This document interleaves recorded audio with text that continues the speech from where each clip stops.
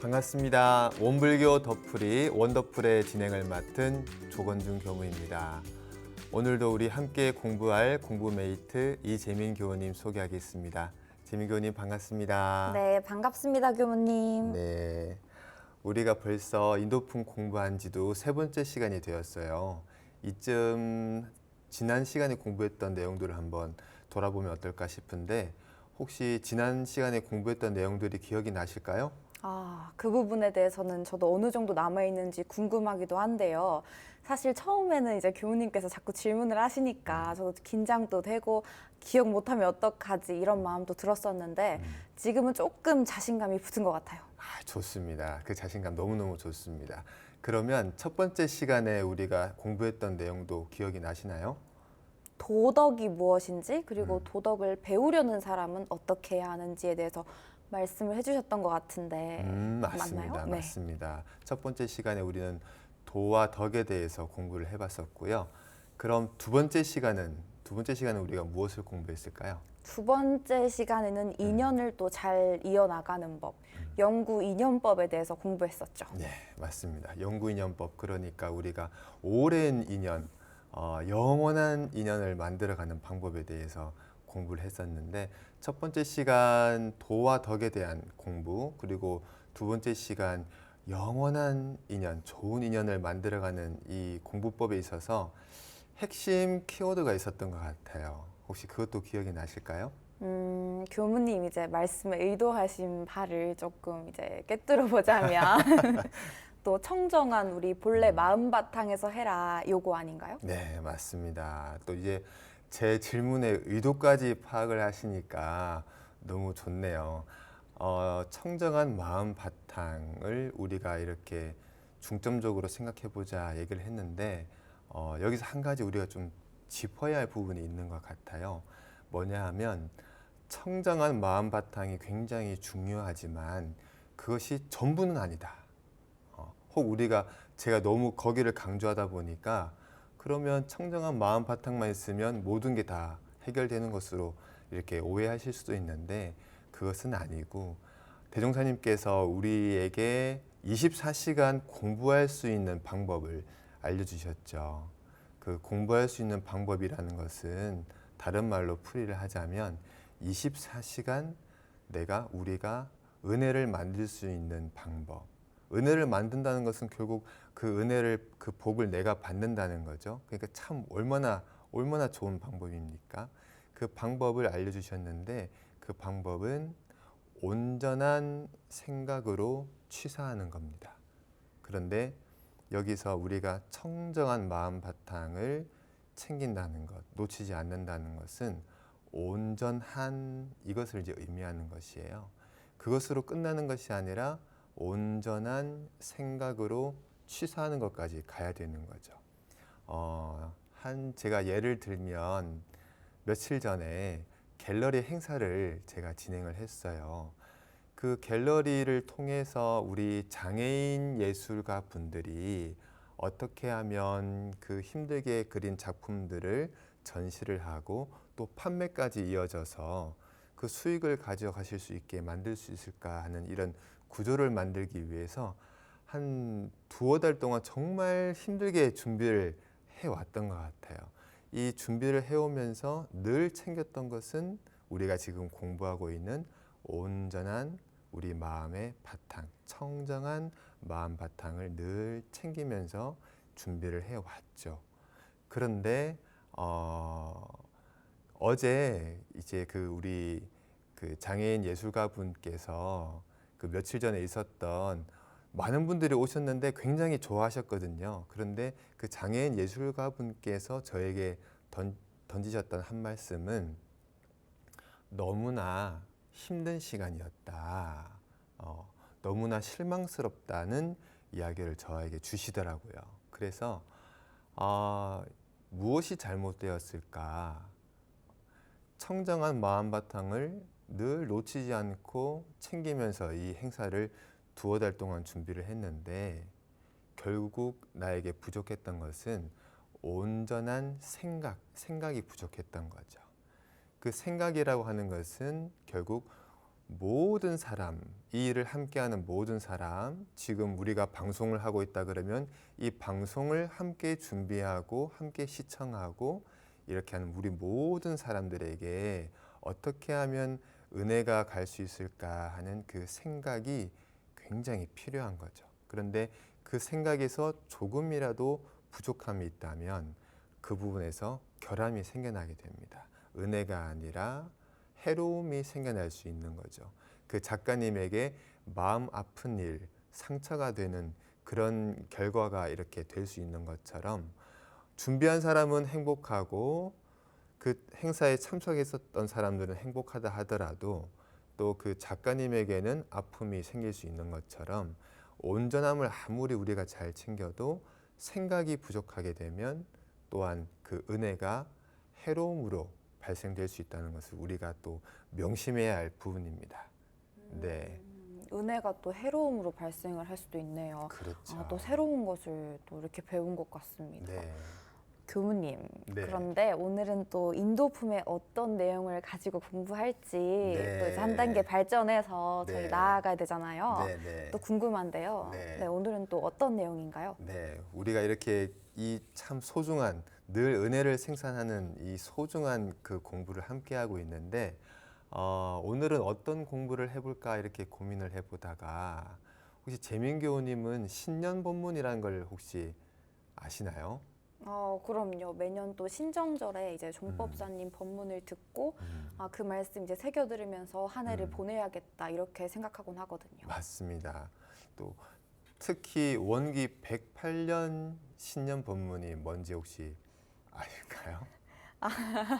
또 이렇게 훅 들어오시면 듣긴 확실하게 들었었는데 네, 네. 또 기억이 안 나네요. 네. 사실 지금까지 신년 법문이 굉장히 많았잖아요. 그렇죠. 그래서 그런지 좀 더 헷갈리고 올해가 음. 뭐였는지 좀 기억이 안 나는데요. 맞아요. 네. 매년 그 종목사님께서 매년 새로운 신년 법문 올 한 해 이렇게 마음에 새기고 실천할 중요한 법문을 주시다 보니까 그게 잘 생각이 안 날 수 있어요. 그 원기 108년의 신년 법문은 강약 진화로 평등 세상을 이룹시다입니다. 또 교무님께서 이제 강하시자마자 이제 다시 내용이 또 상기되었는데요. 이 신년 법문이 대종사님께서도 말씀해 주신 내용이 있거든요. 혹시 어디서 본 기억이 나세요? 왠지 또 분위기상 이제 또 대종경 인도품에서 또 말씀하셨을 것 같은데 맞습니다. 또 자세히는 모르겠네요. 맞습니다. 오늘 우리가 공부할 인도품 공부에도 대종사님께서 이 법문을 이야기해 주셨고 또 있습니다.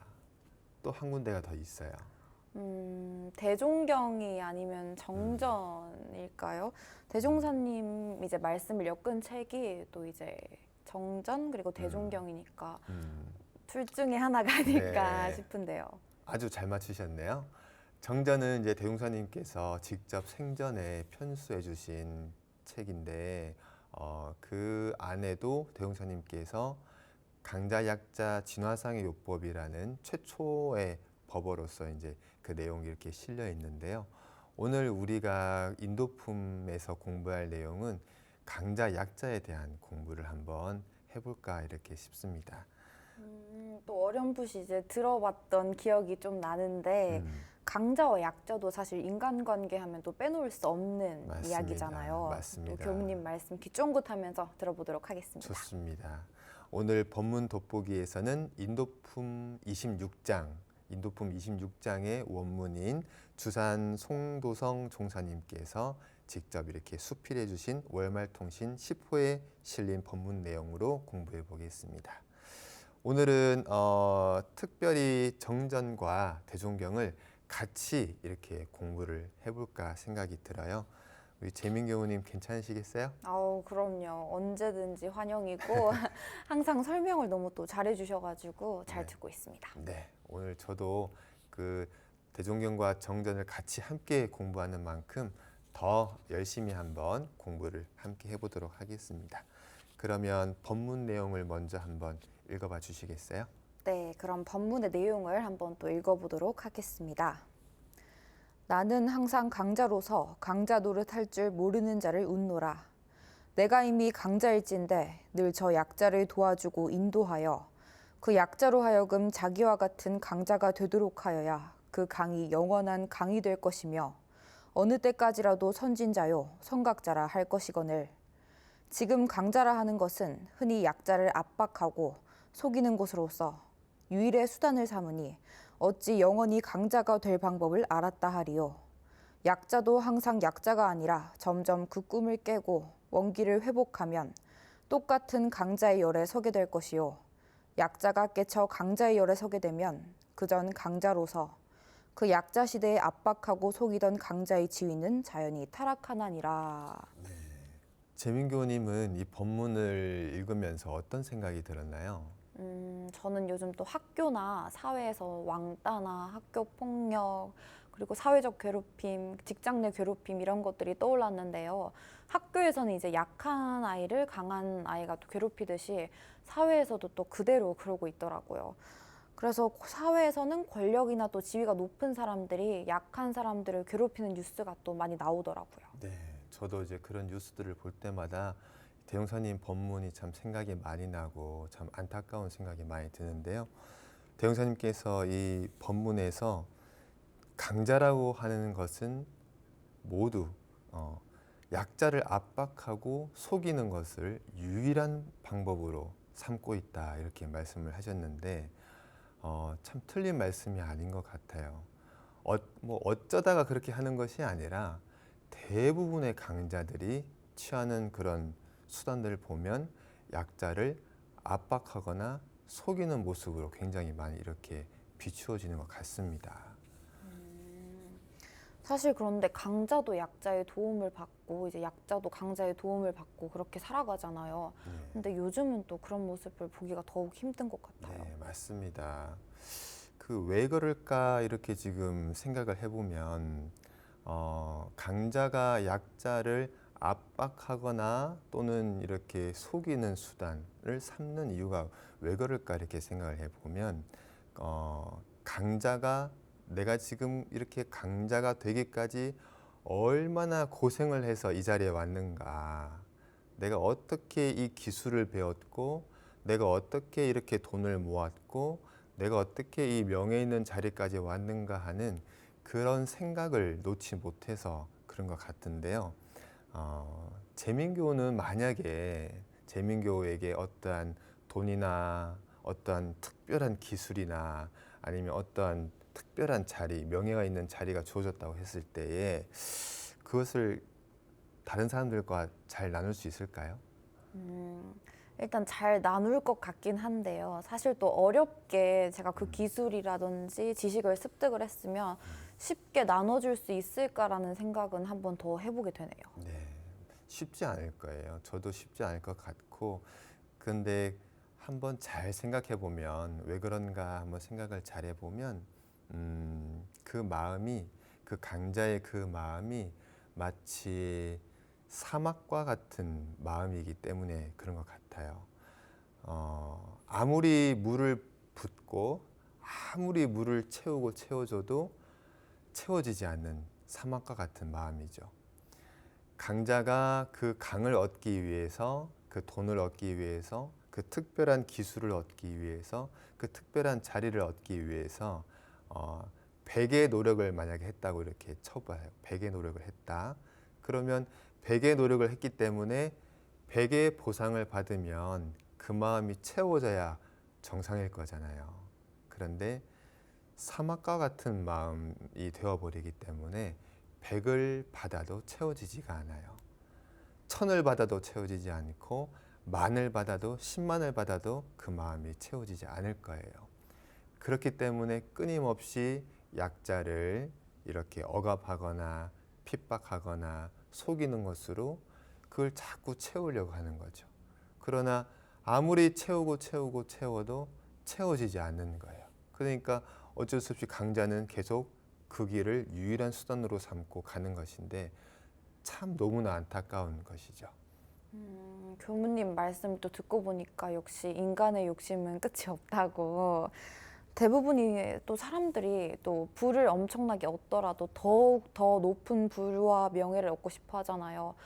그렇게 함으로써 이제 또 약한 사람들을 또 갈취하고 착취하고 이렇게 되는 구조일 수밖에 없는 거죠. 그렇죠. 내가 어떻게 해도 그 마음이 채워지지 않고, 어떻게 해도 그 마음이 보상받아지지 않고, 어떻게 해도 그 고생을 내가 보답받지 못하기 때문에 계속 나도 계속 강자지만 계속 채우려고 하는 거죠. 계속 채우려고 하지만 채워지지 않는 그 사막과 같은 그 마음.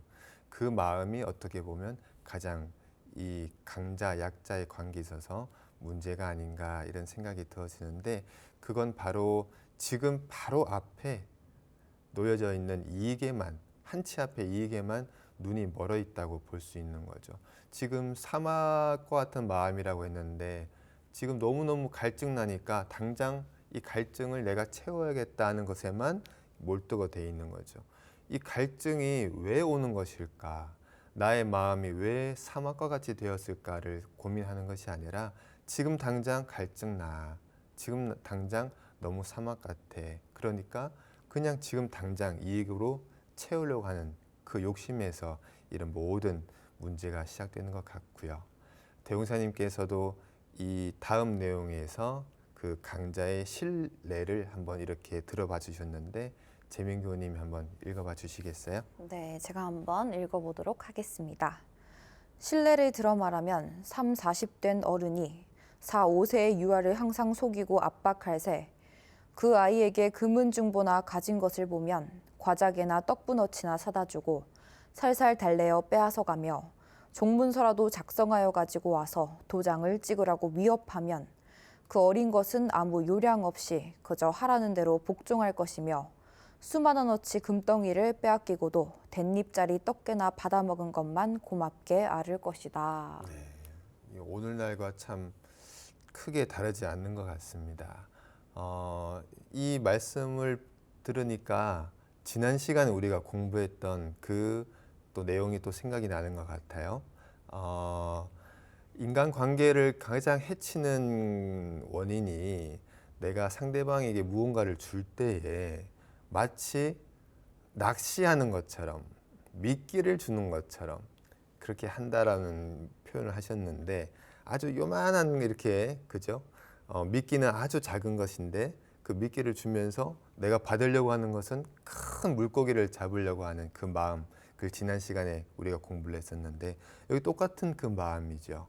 아이에게는 과자 조금 사주는 것, 또는 뭐 놀이개 장난감 조금 이렇게 주면서 그 금은보화 가지고 있는 거, 너한테 이건 지금 필요 없잖아 하고 이렇게 지금 조그마한 미끼를 주고 큰 물고기를 지금 뺏어 오려고 하는 그 마음이죠. 이 마음을 지금 이 강자가 이렇게 보여주고 있는데, 대웅사님 당대의 이야기 신뢰를 이렇게 풀어주셨지만 오늘날하고도 크게 다르지는 않는 것 같습니다. 그러니까요. 사실 어린 아이를 상대로 어른이 더 많이 배우고 또 알고 가지고 있으면서 이렇게 또 빼앗아가는 것을 보니까 사실 또 요즘 사회와 크게 다르진 않다라는 생각도 또 드네요. 네, 요즘 사회와 다르지 않다는 것은 우리 마음과도 크게 다르지 않다라고 볼 수도 있어요. 그러니까 제 마음도 강자가 되었을 때 이 마음과 크게 다르지 않다라고 볼 수 있겠죠. 강자가 이렇게 도와주는 것은 진심으로 상대방이 잘 되기를 위한 마음이 아니라 이걸 통해서, 미끼를 통해서 큰 물고기를 낚겠다, 큰 보답을 받겠다는 그 마음을 갖고 있기 때문에 그런 것인데, 그렇다면 차라리 도움을 주지 않는 것보다도 못한 행동이 되는 거죠. 강자들이 또 도와주는 것이 진심으로 또 잘 되기를 바라면서 또 도와주는 것이 아니라 또 어떤 것을 또 바라고 있기 때문에 약자에게로부터 그렇게 또 하는 거네요. 네. 그럴 바에는 교무님이 말씀하신 대로 차라리 안 도와주는 게 낫지 않나. 네네. 그런 행동이 더 나쁜 것 같이 느껴져요. 네, 이게 세상에는 공짜가 없다는 것은 굉장히 진리적인 말씀인데, 강자가 약자를 도와주는 마음은 공짜여야 되는 거죠. 아무런 보답, 어떠한 대가에 대한 보상에 대한 마음이 없어야 되는 거죠. 내가 만약에 조금이라도 무언가를 도움을 주고 약자에게 무언가를 베푼다고 했을 때에 그 마음에 조금이라도 언젠간 내가 보답을 받을 수 있겠지 하는 마음이 있으면 그 순간 우리의 마음은 사막화가 진행되는 거예요. 그 사막화가 진행된 상태에서는 아무리 보답을 받고 아무리 물을 부어주어도 절대 채워지지 않습니다. 어떠한 나무도 어떠한 생명도 자랄 수가 없어요. 그 마음 바탕에 어떠한 상도 없어야만 그 내가 주는 것이 참다운 은혜가 되는 거죠. 그렇게 해야지 참다운 은혜가 되는 거군요. 네. 이게 강자와 약자는 사실 말로서는 또 구분이 되어 있지만 강자가 이제 또 약자에게 도움을 줄 때 내가 아닌 상대에게 도움을 준다고 생각하지 말고 이제 다 나에게 도움이 되는 것이다. 이렇게 생각하는 게 좋겠네요. 네. 결국은 자타, 나와 너, 강자와 약자 이렇게 서로의 그 국한을 넘어설 수 있는 마음이 필요한데 그 마음이 뭔지 아시겠어요? 어떤 거죠? 그 마음은 네. 곧 청정한 마음 바탕입니다. 그 한 생각이 나기 이전에 청정한 마음 바탕이 아니고 한 생각이 난 이후에는 벌써 강자와 약자가 나눠져 있고 나와 너가 이미 나눠져 있고 구분되어 있기 때문에 그 생각, 그 마음으로는 아무리 내가 아무 생각 없이 너를 돕는다 하는 것이 될 수가 없는 거죠. 내가 너를 돕는다 하는 그 생각을 벗어날 수가 없는 거죠. 그 이전의 마음 바탕자리, 청정한 마음 바탕자리에서 내가 놓치지 않고 그 자리에서 그대로 내가 한 생각과 한 행동을 그대로 해낼 수 있어야 그래야 자타가 없는 자리에서 내가 곧 나를 돕는 일이 되는 거죠. 내가 나에게는 아무리 어떤 것들을 이렇게 해도 보상 심리가 없잖아요. 내가 나에게 강자가 약자에게 주는 것이 아니라 내가 나에게 은혜를 그대로 전하는 그 마음으로 전해야 한다는 말씀입니다. 또 오늘의 또 핵심 키워드가 또 청정한 마음 바탕자리였네요. 이 청정한 마음 바탕자리는 정말 항상 지키도록 더욱더 노력을 해야겠다는 생각이 듭니다. 사실 어떤 것이든 실천이 또 가장 중요하니까요. 사실 그 부분이 가장 힘들지 않을까 싶습니다. 네, 맞습니다. 실천이 가장 중요하고 또 이렇게 계속 반복적으로 우리가 공부하는 가운데 또 실천하고자 하는 의지가 아마 생겨날 것 같아요. 우리가 또 잠시 쉬었다가 이어서 또 그 실천을 해나갈 수 있는 공부길을 함께 공부해 보면 좋겠습니다.